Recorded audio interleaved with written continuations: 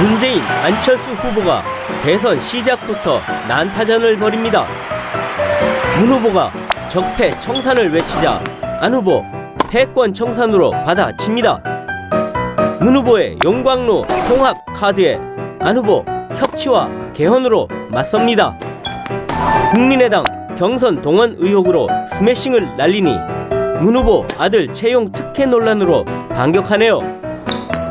문 후보가 적폐 연대하지 말라고 하자 안 후보는 연대 없이 갈 거라고 선언합니다. 5년 만에 리턴 매치, 두 후보 공방 어디까지 갈까요? 네, 정치 돋보기 오늘은 TV조선 배성규 정치부장 나와 있습니다. 자, 배 부장 어서 오세요. 안녕하세요. 자, 오늘 지금 뭐 막 봤습니다만 문재인, 안철수 후보가 상당히 벌써 난타전을 벌이는데 네.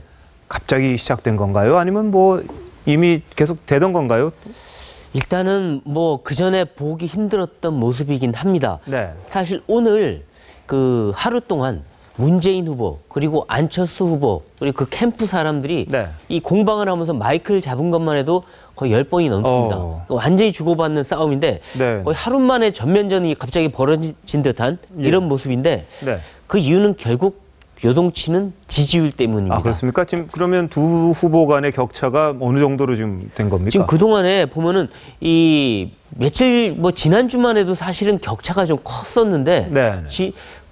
요번에 그 후보들 실제 경선 결과 나오고 뽑히면서 네. 지금 지지율이 아주 급격하게 줄어들고 있습니다. 그래서 격차가 말이죠. 지금 가장 최근 조사를 보면 네. 양자나 삼자 대결뿐 아니라 예. 그러니까 다자 대결에서도 네네. 거의 문 후보와 안 후보가 거의 접전 양상으로 가고 있는 그런 예. 모습입니다. 그래서 오늘 지금 나온 여론조사를 보면은 네.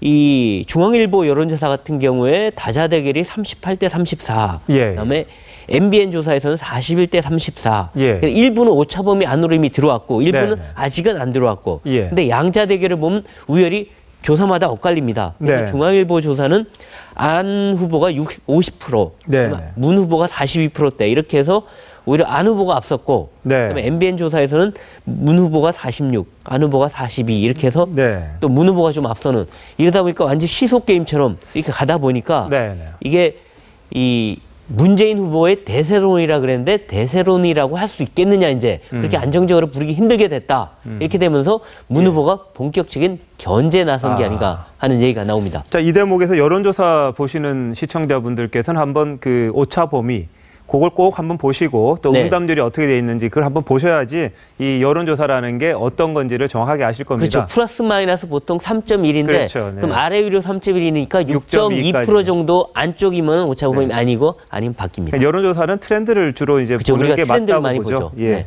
늘 여론조사 보도할 때마다 좀 조심스러워집니다. 네. 자, 그렇단 말이죠. 이 두 후보가 직접 그 서로 상대방에 대해서 말을 주고받은 것도 있지 않습니까? 네, 그렇습니다. 묵은 감정이 좀 되살아나는 건가요? 어떨까요? 좀 그런 느낌이 있습니다. 예. 지금 오늘 벌써 첫 번째 1합에서도 두 후보가 굉장히 강하게 부딪혔는데요. 네. 일단 문 후보는 안 후보에 대해서 준비도 검증도 안 된 후보다.